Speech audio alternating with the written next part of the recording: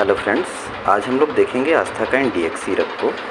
आस्थाकाइन dx को Mankind ने बनाया हुआ है, जिसके अंदर साल्ट में अगर बात करेंगे तो डेक्स्ट्रोमेथार्फिन 15 mg, क्लोरोफेनरामिन 2 mg और फिनाइलेफ्रिन हाइड्रोक्लोराइड 5 mg का होता है। ये मोस्टली सूखी खांसी में यूज़ की जाने वाली कफ सिरप होती है। शेड्यूल जी के अंदर आती है, डॉक्टर के प्रिस्क्रिप्शन पे ही ये मिलेगा। एमआरपी की अगर बात करें तो इसकी एमआरपी 110 रुपये है और डॉक्टर की सलाह से ही इसे लें। Thank you.